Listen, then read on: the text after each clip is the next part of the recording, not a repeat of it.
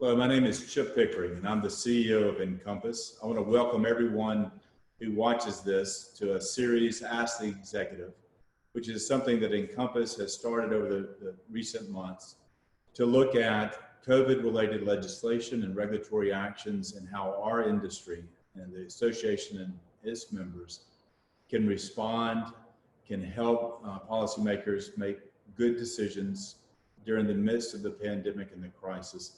And then how do we come out of this with a strong recovery, with our companies deploying new networks and hopefully a new mission to connect all Americans to broadband and all the services from learning at home to healthcare at home to work at home and to the social connections that are essential right now and indispensable as we have seen over the last few months.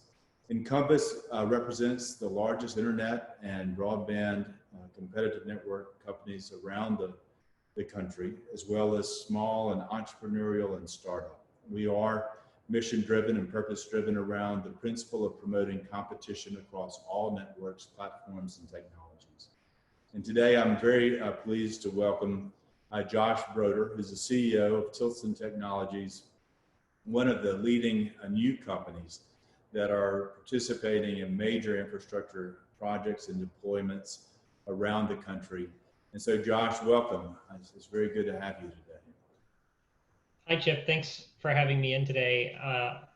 As you mentioned, I'm the CEO of Tilson, and we're on a mission to build America's information infrastructure. And we've never been in such a critical moment to be connected. And we're feeling like, our mission is America's mission right now. And for those who may not know that much about or are not as familiar with Tilson, tell us a little bit about how old your company is, your mission, and how you're responding in the midst of the COVID-19 crisis. So Tilson was founded in 1996 and has been on a pretty big growth there since about 2007. We initially started as consultants, and when consulting wasn't enough, we said, well, we want to actually do the work we're consulting on. And so we started designing the networks that we were consulting on. And when designing wasn't enough, we said we needed to build them too. And eventually, in our pursuit of connecting the unconnected, we said we have to actually provide the service and provide service as a carrier. And so today, Tilson provides a spectrum of services that ranges from consulting through design build and also the development of infrastructure primarily to serve other carriers, but also to serve users and consumers directly. As you mentioned, I think a very great term that's not often used in DC is connecting the unconnected. We have terms like closing the digital divide, closing the homework gap, but really the mission that Tilson has of giving everyone the needed connections to live, work, learn, and so this is a great mission that Tilson has adopted. Tell us, during the last few months, how has this affected your workforce? How have y'all responded during this time? And what is the demand for the new networks that you're deploying and building right now? So first and foremost, as a company of people doing work, we are people doing work, getting sick and infecting our loved ones. So we've been deeply impacted by COVID, and in particular, just trying to continue to operate doing our essential services during a time period where it's not only more dangerous for our employees who are encountering the pandemic amongst their normal hazards they encounter in the normal course of their work, but also the sort of tactical difficulties that come with trying to operate a company that's dependent on supply chains, on jurisdictions providing permits, and on other companies who they themselves have suffered disruption and dislocation during the pandemic. So our sort of first impact that we think about is how do we keep our people safe? And then our second impact that we think about is how do we continue to do our work in the face of those kind of tactical delays. And then as a backdrop, because our mission is essentially the thing that keeps healthcare, education, and the economy running while this is going on, right at a time when we have sort of the biggest challenges to our workforce and to the very work that we do. We also have a heightened sense of urgency in completing our mission to deliver services that help other people mitigate their impact. So we're both wrestling with the sort of two-headed tiger here that one is we have to protect our team and get our work done, and the other is the sense of increased urgency to maintain networks and also deploy new networks to serve new people. You know, and even before COVID became the challenge and the crisis that we've experienced over the last few months, the country was engaged in a race with China to deploy 5G services and to win the international and competitive economic and technology competitive race with China. So we had been working to speed and streamline deployment policies, create a national framework, so as you enter local municipal market after market, that we could try to remove the barriers, speed the ability to deploy.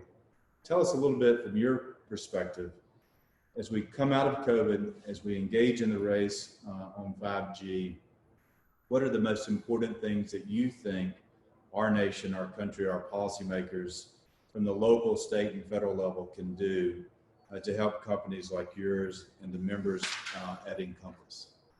So Chip, I think you framed it well that prior to the pandemic, we had to wrestle with breaking down the barriers to rapid deployment of 5G.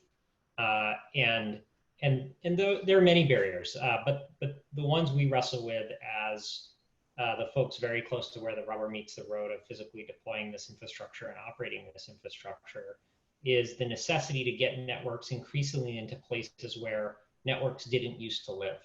And what I mean by that is the density of networks, the amount of fiber optic cable infrastructure, the amount of wireless sites that it now takes to serve people using the most modern networks, whether we're talking about 5G for mobility or fixed wireless or fiber to the home, requires penetrating and disrupting the busiest places in our economy, people's front yards, urban streetscapes. These are really difficult, crowded areas with lots of different users vying for space. And those areas are typically publicly controlled. They're public ways and they serve a public purpose. And so even before the pandemic, we found ourselves engaged in the hard work to partner with local jurisdictions and counties and state governments to get those critical infrastructure pieces integrated in the least disruptive and most harmonious way possible with that other infrastructure that exists in those areas. And when I say other infrastructure,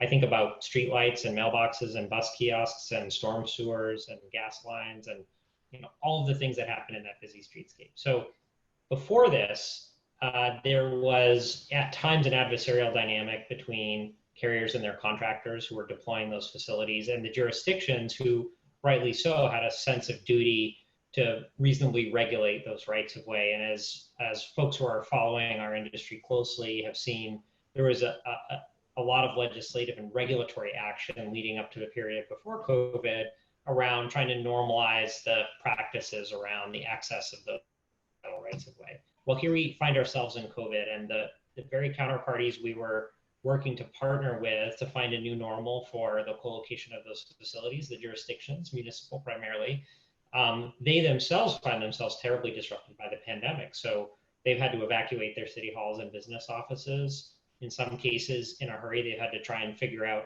how they operate remotely and provide electronic permitting services and the kind of political consents that are necessary, the zoning processes and the city council and the planning processes that require meetings have had to transfer remote and go to video. And so the first thing I would say, I'd be incredibly complimentary of the jurisdictions on the incredible work that they've done to transition through this very difficult time. I was shocked and pleasantly surprised at the speed in which municipal governments figured out how to reopen for business and to find answers to the problems that nobody could have even articulated a month ago. And also the tone and the sort of sense of mutual understanding around critical infrastructure serving broadband needs has changed in many jurisdictions, because I think people are beginning to understand just how vital a utility broadband is, and not thinking about broadband as just the thing a company does to earn a fee, but broadband as a thing that enables a kid to go to school in a period where they would otherwise not have access to education, or how healthcare is delivered in a period where outside of COVID, many healthcare services are closed for business except for telehealth. So there's been a good turnabout there. That being said, it's very hard. We found that 15 to 20% of our work has been disrupted and pushed out for lack of jurisdictional permits outside of the normal course of delays. In other words, the COVID performance of our ability to secure permits to do our work on towers, under the roads for fiber, on streetlights, is significantly impacted. And that, I guess the message I'm sending is that impact is largely a COVID impact, and the National League of Municipalities and the municipalities themselves have worked very hard to find a new normal. I think the big takeaway from this is, as the pandemic grinds on and this becomes potentially the new normal for some period of time, and we face, a number of years of 5G ahead of us, the more legislators can do to set reasonable expectations and provide regulatory certainty to the timeframes and the rights of access for this critical infrastructure, frankly, the easier it will be for municipalities to point to a common standard and have an answer for their constituencies within those municipalities about why and how they acted. Well, I was going to ask you one other question about the evolution of your company, but because we've started this conversation on public policy and how do we have a national framework that would normalize the best practices, create collaboration between municipalities and broadband companies and companies that are deploying. And so I'd like to kind of step back a little bit and talk about what INCOMPAS has been doing the last couple years, and then what it's been doing in the present, and to kind of run by you things that we're trying to do, and then ask your advice and support for how the rest of the industry can join our efforts to make sure that policymakers at every level really work together and form the right best practices and models and the standards that our country really desperately needs right now. And so INCOMPAS over the last several years has been very engaged at the FCC and in Congress to do what we've been discussing in this particular part of our conversation. And that is, how do we have one touch make ready on poles so that as the different people go out, that there's an efficient system that allows one company to be able to deploy new attachments and networks without having to have multiple entities involved that would only delay and slow the deployment, but also hinder and serve as a barrier to competition.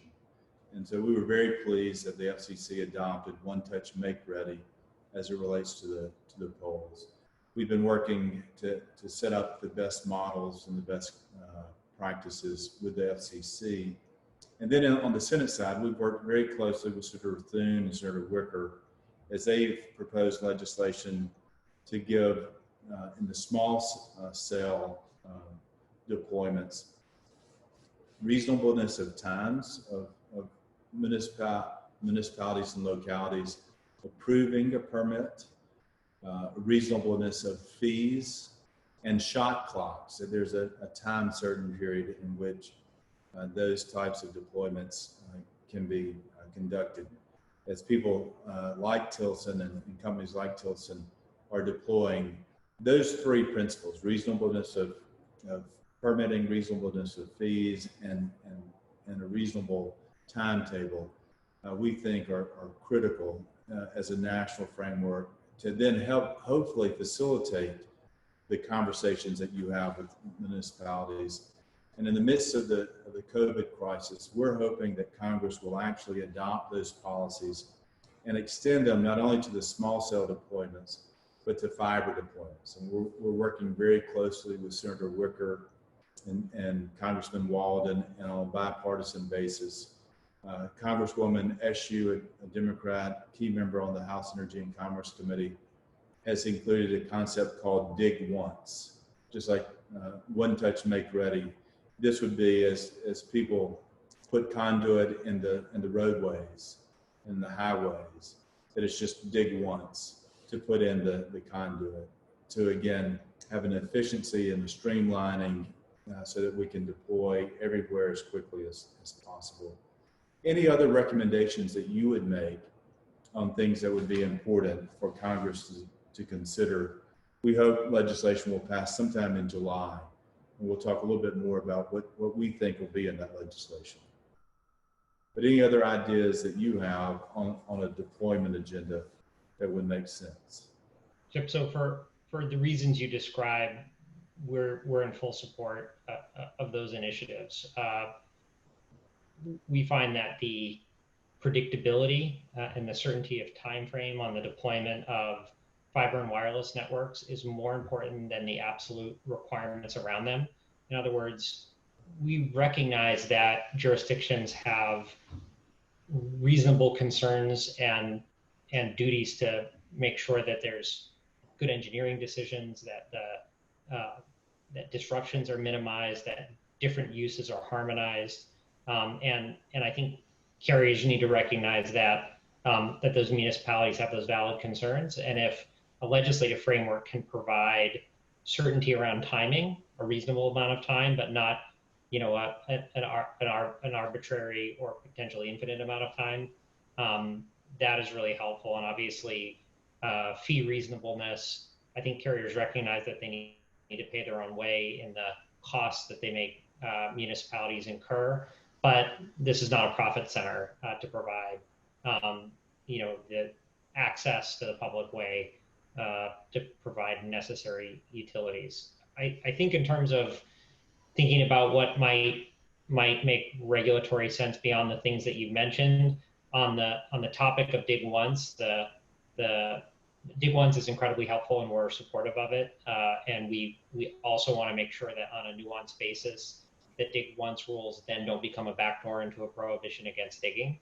And so to the extent that there's dig once activity, it means that there needs to be sufficient conduit and duct installed to deal with future needs. And then it makes sense not to dig up the road if the conduits exist.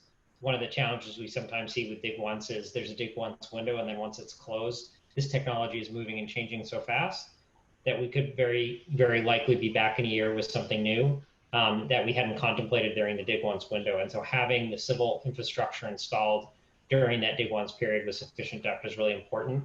And that raises, of course, the question about who pays for that. And so this may be something we ask our delegation to take up during the stimulus period, to have a fund perhaps to pay for some of those civil infrastructure that would be installed during the dig once period. But we haven't really explored that policy area very much. I would say that there should be a federal standard on electronic processing of permit applications. In other words, we're in a period of a pandemic. That'll end when it ends. We now know that to have a resilient society, we need to be able to transact online. And to the extent that in-person work isn't required, being able to transact on an electronic basis is just a basic table stakes for economic competitiveness, in this country with so much more to do. That's something that we have not conveyed to the policymakers. And based on this conversation, we will include from INCOMPAS's advocacy an electronic filing language, because I do think that is critical. Right. The delays when people can't meet in person, and it's an unnecessary obstacle when electronic filing is just a common sense solution. Right. I think another thing to consider is right now, most of the FCC rulemaking around pole attachment, both for wireline and wireless facilities, has followed the well-worn path of impacting states who haven't exercised reverse preemption under the Telco Act. And so for FCC pole attachment states, really the FCC doesn't necessarily have the tools in its hands on a rulemaking basis to impact how this goes. And so legislation that either modifies or works with the Telco Act to provide some minimum standards relative to the kind of changes you're talking about, impacting and preempting state law in the non-FCC states may be a consideration. But today, reverse preemption means I think there's 16 states or so, maybe 18 states by now that really aren't covered by any laws coming out of or I should say any rulemakings coming out of the FCC relative to pole attachment. So we've talked about regulatory issues of streamlining, removing barriers, and speeding the ability to deploy. What I'd like to do next is talk about what we think will be in the next round of COVID legislation. The House has passed legislation addressing broadband infrastructure and has a number of really good provisions from the House side and funding to be able to meet the present needs and set the foundation for the recovery coming out of the crisis. The Senate, working together on a bicameral basis, has just introduced a framework that they hope will be in the next round of COVID legislation that we hope will pass sometime by the middle to end of July.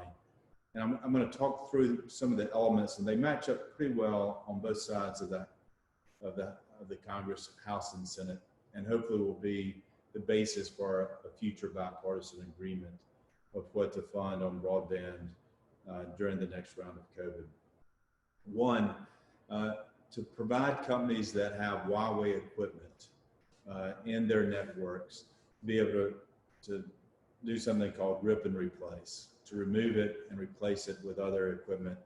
And this is critical as part of our policies as it relates to China and the race to 5G. Second, they really want to promote technology and research as it relates to something called ORAN, and they'll have funding, we believe, that will be a critical component for one of our companies that is really leading this effort, DISH, on 5G deployments and open architecture of the network to be able to achieve that. So funding for that. Third, a lot of our companies have taken the pledge that the FCC chairman has asked us to do, which was called Keep America Connected. And during the last 3 months, whether individuals, consumers, or businesses could pay their bills or not, our companies pledged to keep everyone connected and to work with them as we come out of this period, to be flexible with them and to work with them so that no one is disconnected or cut off. That is a very costly commitment, and what we've seen across the board and across the industry is significant losses of revenue and the cost associated with doing that. And so there's going to be a fund as part of the legislation that will help reimburse the companies so that, again, they can keep everyone connected. This can't be something that goes on indefinitely. And so we're very pleased that Senator Wicker and Congressman Walden has that element, and we've really helped advocate for that fund to be included. And the next thing is flexibility for the E-rate program. So as many of our companies have set up hotspots and Wi-Fi and MiFi and tried to get devices into homes and to families and students and schools, that is outside of the current E-rate program. And so we'll have a flexibility with a one-time fund that many on both sides of the aisle have called for. So closing the homework gap, meeting the present needs in the E-rate program. And we think in each of these, we're talking several billion dollars per category of funding. The next is telemedicine and telehealth, and especially in rural America. And we believe that will also be included in this initiative. So telemedicine, E-rate, connectivity funds for our companies, especially smaller companies, keeping everyone connected. The ability to replace Huawei equipment in the network, for international and competitive reasons and security reasons, and then laying the technology and research foundation for the future 5G networks. So that's kind of the foundation, and they match up pretty well on both the House and the Senate side. We think anywhere from 10 to 15 billion in the Senate. The House has much higher funding. We hope that they can reach an agreement somewhere in the middle. But it's very significant funding, also put on top of the COVID legislation that passed prior to this, and has given a lot of states money that many of those states are applying to broadband deployment and to schools and healthcare. So we'll see tremendous amounts of funding in the present. And then we have at the FCC a new round of RDOF, or Rural Digital Opportunity funding, beginning in October. Telemedicine programs that are really beginning to expand. And as we've been looking at all the different initiatives over the next 10 years, we see approximately $160 billion going into broadband funding, particularly for rural America and underserved and unserved markets. So a tremendous opportunity to combine private capital with public funding to meet this new mission that has emerged out of COVID, a new American consensus that every American should be connected. And I would love to get your input on the outline of the present and the future and the funding and the meaning, what that might mean for a company like Tilson. Yeah, so it's a good slate of initiatives that go a long way to addressing the gaps that we already know exist, both from a policy perspective and from a funding perspective. And for a company like Tilson, it means two things. One, that we're able to do what we do and operate into areas that are increasingly rural.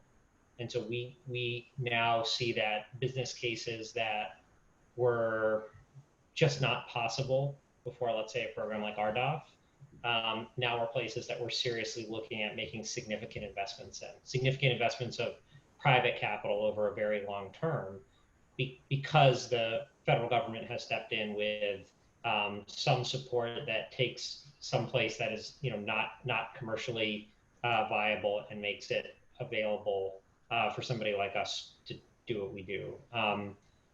What I think is very interesting about the sort of proposed slate of recommendations is that it deals with some of the sort of structural and regulatory problems, and also provides necessary funding.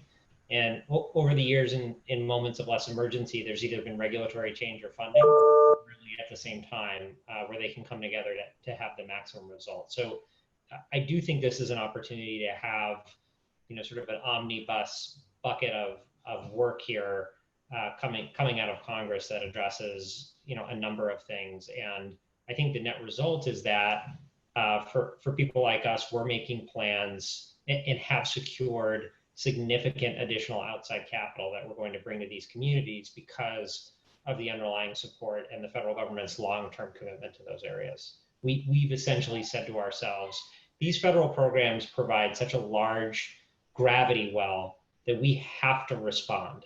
That in areas where we said, boy, that's too hard, that's too expensive, there's a better return somewhere else, we've said, the federal government has put a stake in the ground and said, we are going to get this done.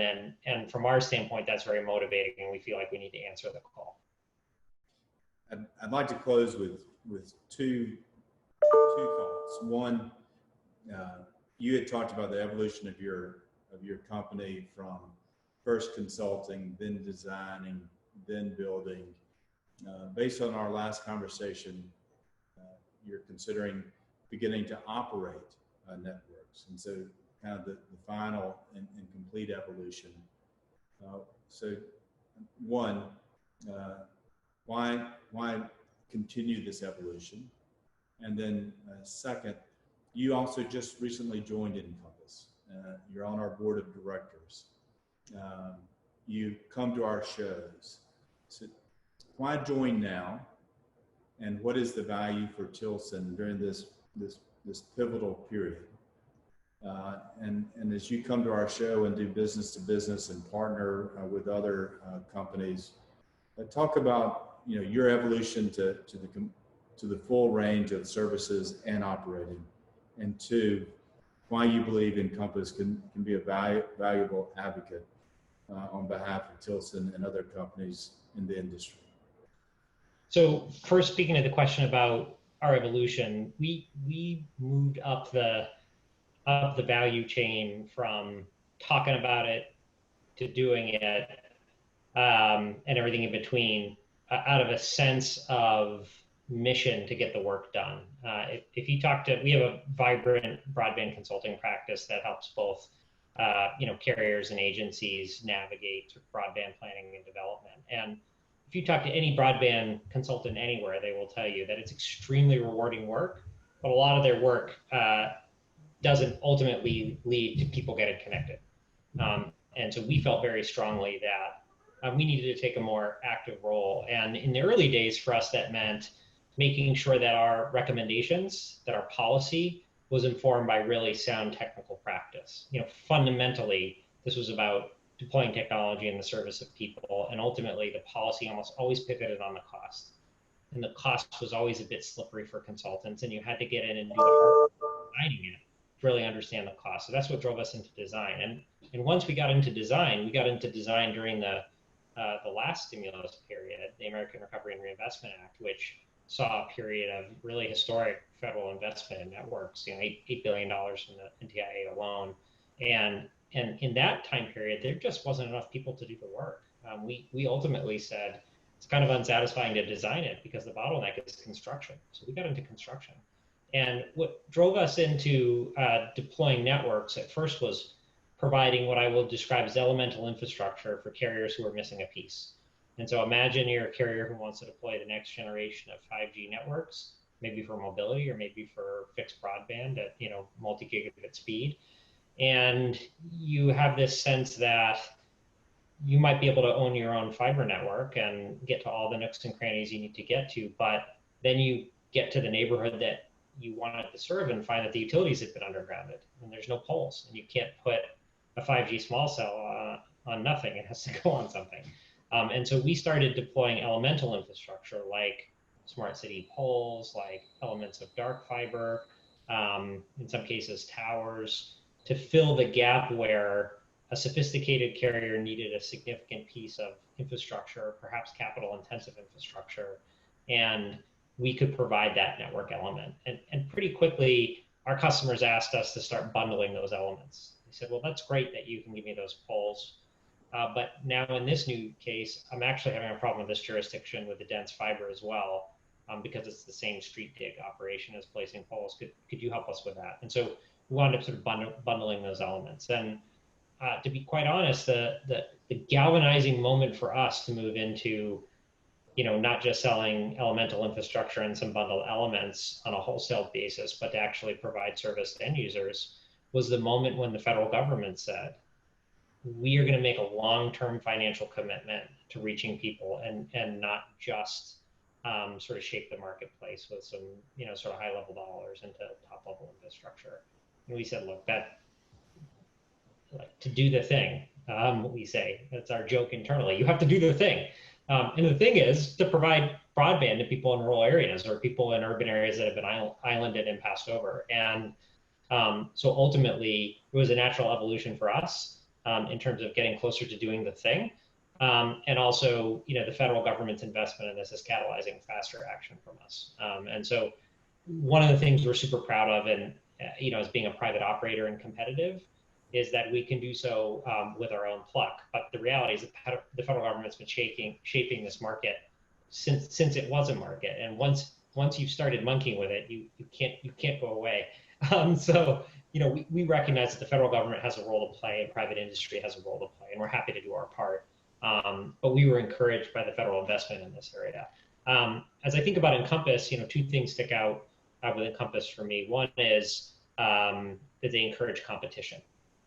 And I alluded to the early federal intervention in telecom for a reason, because once the federal government shaped the market, there are always unintended consequences with regulation. And monopolies that were bestowed, decades or more than decades ago, now some going back 100 or more years, have the unintended consequence today of cooling competition in areas where innovative companies can go in and provide, using a variety of technologies, some kind of next generation service, but they might not own the poles, or there may be other competitively unfriendly regulatory structures or the legacy of those regulatory structures in place. So we at our heart are pro-competition. We are actually technology agnostic. We love fiber, we love wireless, we love CLECs, we love ISPs, we love incumbents who are innovating. So just fundamentally, we believe in Encompass's core mission of having a competitive environment. We also recognize that the federal government, while they have a role to play, shouldn't have to do so by themselves. I can only imagine all of the different industry issues that members of Congress are wrestling with and the executive agencies are wrestling with right now. And ultimately, we as an industry need to speak with a unified voice about what's needed. And to cut through the noise of all of the demands, the financial demands and the policy demands on government right now, we need to be very focused and very specific, and we need to do our work. And my company and my competitors' companies and my customers' companies are not well situated to do that work. It's technical, it's intense, it requires building long-term relationships with members and staff members, and we really need to rely on folks who are expert at that and focused, and then can sort of speak for us with one voice. Well, I'm really pleased, and I'm very proud that Tilson joined Encompass this year. It's great to have your voice among our members, to have you on our board of directors. I've enjoyed the time we've gotten to spend at Encompass shows. We hope to have in person in Las Vegas. We're preparing to do some hybrid in person and virtual, and we'll see as we get a little bit further along what that right balance is. But we want to be able to stay in close contact and communication with all of our member companies as we advocate for them on the Hill and at the FCC at this critical period. And then we want to be able to promote partnerships and business-to-business relationships in our show. And Tilson has really emerged as a leading innovative company deploying the next generation networks, connecting the unconnected, closing the divides, and really from rural to urban, from all regions of the country. So welcome to Encompass. Thank you for joining us today, and I look forward to working with you as you have your company's mission, and Encompass has its mission of promoting competition across all platforms. Thanks, Chip. I'm happy to be here and happy to be welcomed to the team. All right. Thank you, Josh. All right. Bye-bye.